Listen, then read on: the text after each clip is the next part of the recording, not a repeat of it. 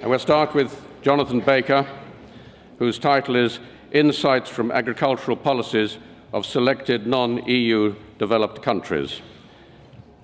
Jonathan is a John Eldaker Foundation scholar. He hails from the southwest of England and now lives in London with his wife and 2 small children.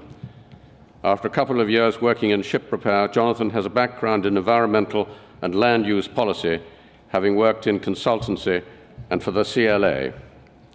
After the EU referendum result, Jonathan wanted to see what agricultural policy outside the CAP would look like. He is currently Head of Policy Coordination in DEFRA Future Farming and Countryside Programme. His team lead a number of areas, including upland farming policy and cross-cutting aspects of the Agriculture Bill. He was offered this position after going into DEFRA to talk about his Nuffield farming travels. Jonathan keeps a list of firsts from his Nuffield. Thanks to Nuffield, he saw his first capybara, if I pronounced that right, got bought lunch by a politician, that must be rare, given a lecture in a Japanese university, and met a member of the royal family. Jonathan.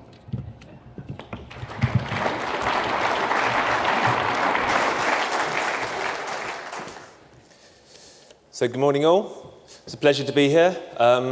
As was mentioned, I'm a fairly new civil servant. My first experience going out with DEFRA on my lapel and talking to farmers. Someone stood up within 5 minutes and shouted at me that he had a weed killer in his urine and what was I going to do about it. So I'm hoping for a more constructive and pleasant discussion today. And I will be talking about the agriculture policies of a few of the non-EU countries which I've been to. Firstly, I'd like to thank those who've made this possible, my past and current employers, all the people who make Nuffield tick, and today, my fellow scholars, the people that I met, and of course, my family. And on that note, why did I want to spend time away from my young and growing family? Well, as was mentioned by Julian, in light of the EU referendum result, it was clear, whatever happened, this was going to be a major time of change for agriculture. As someone working in policy, I saw it as my role to try and broaden our horizons. It occurred to me that myself, colleagues, and even the department at the time only really knew about the EU Common Agriculture Policy. There had to be more to agriculture policy than that. I wanted to go out, find new tools, have new conversations, meet those who design, deliver, and are affected by agriculture policy across the world. And I wanted to bring back insights to complement, but also to challenge, the emerging agriculture policy across the UK. And to that end, I visited South Korea, New Zealand, Norway, Switzerland, and Japan. So when I sat down to write a few months ago to write my reports, I thought, well, what is agriculture policy?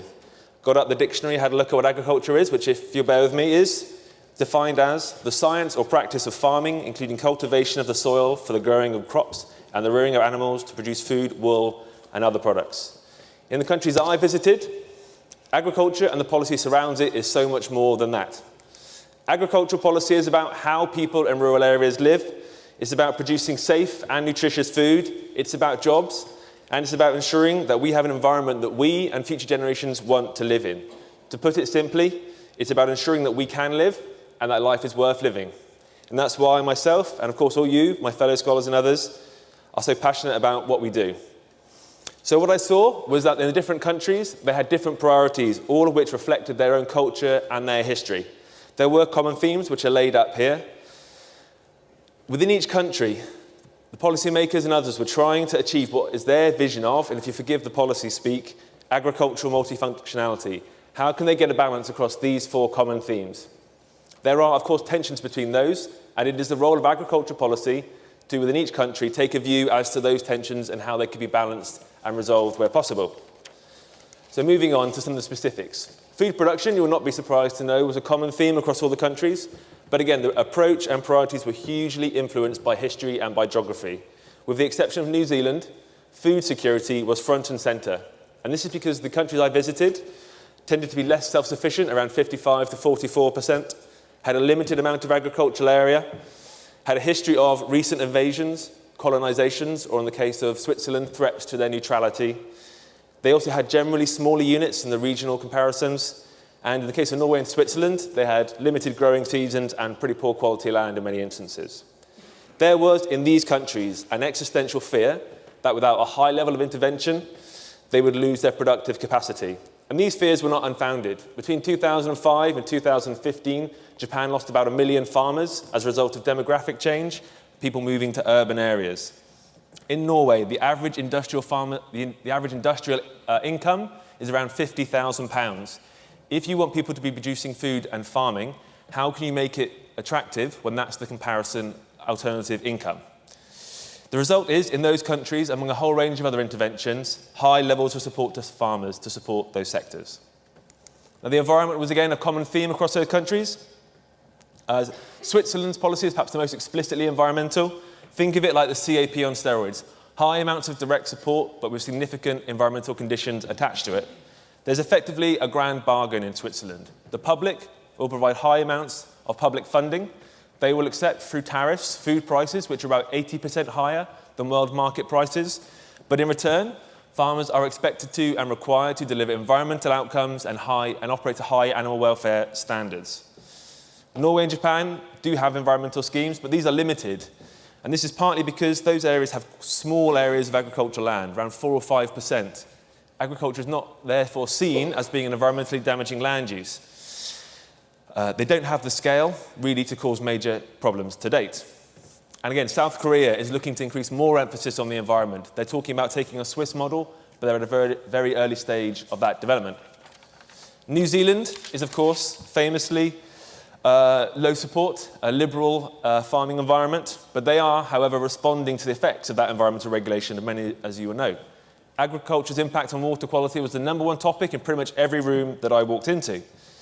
The result there is an increase in regulation. And as Catherine mentioned, there is a social license to farm, in this case, across all countries, and different countries achieve that in different ways. In a number of the countries, it's through support. In the case of New Zealand, it's through regulation.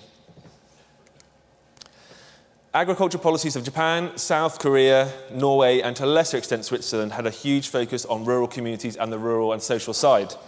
You can see this both in terms of their agricultural support, but also the way that they regulate their land ownership. In this instance, European and Asian countries had different challenges, but trying to find similar solutions. In Europe, they're trying to keep their small farms small, to therefore keep their rural communities vibrant as they see it, whereas in Asian countries, they're trying to turn their very small farms into bigger units and therefore more viable. This is because post-war, Japan saw major land reform as the Allies broke up land ownership to around 2 hectares to break up political power. The result was very small farms, and in fact, in South Korea, it is still technically illegal to rent land. These policies have struggled to cope with the industrialization of farming, with demographic change. It's not viable to work full-time on those farms.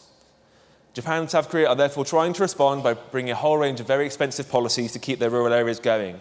The idea there is to increase the size of the farm, make it more viable to stay and to continue working in rural areas. If you can get the economics right, their view is that the rural economies will stay vibrant.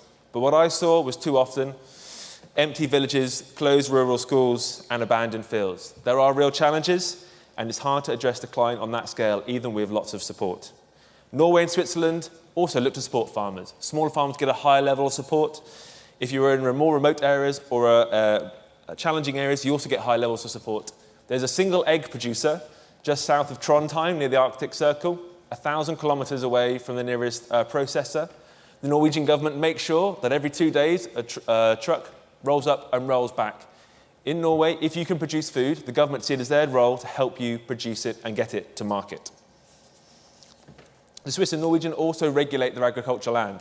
In Norway, if you buy agricultural land, you must live on it, you must farm it, and the price which you will have bought it for will be regulated by the state based on the expected agricultural return. The purpose is to keep those communities small and vibrant and farming. And even New Zealand has recently introduced some reductions on foreign ownership of land, a policy which farmers seem to support.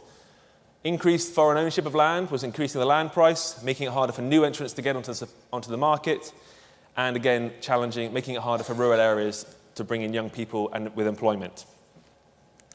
Of course, economics is a big part of this. New Zealand, a huge success story, as we all well know.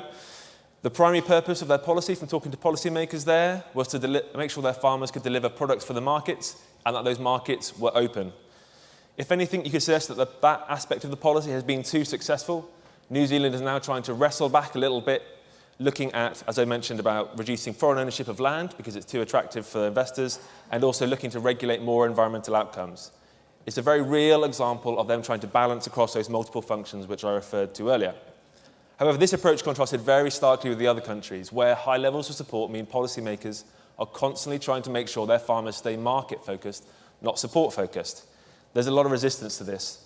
So, for example, the current Norwegian agriculture ministers are very keen to see farmers become bigger, more liberal, and see greater trade deals. Every year they sit down with the farmers' union to work out what their agriculture policy is, and the agricultural farming bodies are very resistant to this change. And so far, the farming bodies are winning. In Japan, they're looking again at targeting support at full-time farmers so that those more viable units can continue and rural communities can build around them. Again, the farming bodies in Japan, the farming cooperatives, who are hugely powerful, the second biggest bank in Japan is run by the farming co-op, are resistant to this. And that's partly because they get their political power from having hundreds of thousands of part-time farmers in their membership. There are challenges to reform out there. So, what are some of my reflections? Well, each of the policies I saw was pretty much unique, reflecting the unique history and characteristics of each of the nations which I went to. I was struck by the fact that there was no obvious trend across the countries, even within Europe. Switzerland and Norway were very different. The only perhaps common thread you could see is an increasing emphasis around the environment, but this is happening in very different paces, in very different ways, and to a very different extent. I was also surprised to see the limited scope for change. These are hugely expensive policies, and albeit in wealthy countries, there seems to be no real appetite for reform. Partly it's because the farming bodies in those countries remain very politically influential, but partly because I think people accept that they're receiving a good value for money from the policies which they're funding. There were some pressures for change, but these were external. Norway and Switzerland, the EU, are trying to open up their markets. For the Asian countries and all the other countries, the World Trade Organization is trying to reduce the amount of trade-distorting support they use. But there's not a lot of momentum behind either of those reforms, and farmers, policymakers, and farming bodies in those countries felt comfortable with where they are. I want to reflect on some final thoughts. I've learned a huge amount from my Nuffield experience, which I've taken to my current role, much of which I can't talk about within the time available. But there are a number of specific thoughts I wanted to just flag up and raise with you now. I think we all, as policymakers, people working across in the sector, advising the sector and a farmer, need to think about a broader range of policy tools than just direct support. Let's think about what we can do in terms of advice, regulation, what conditions we could place on support if we have it, rural development, are there new ways we can make policy where we all work together, promotion, research and development. We've become too focused on direct support. We also need to have a debate, and this is happening through the current consultations and engagements across the UK. Let's have a debate about what aspects of multifunctionality we want to achieve across the country. Thirdly, we shouldn't take rural areas for granted. What I saw in Switzerland, in South Korea and Japan was striking. When rural areas become unattractive and the water starts swirling around the plug hole, it's very hard to address. Even expensive policies are not being effective. We should be proactive in making sure that our rural areas remain attractive places to live. And finally, I think as policymakers and everyone working here, we should realise that what we're doing in the UK is completely unprecedented. We're reforming our trade relationships. We're radically reforming our support arrangements. We will be the only single country in the world with 4 possibly distinct agriculture policies in it. Now, I think that's all right and good, and we should reform radically because there are changes we all want to see made.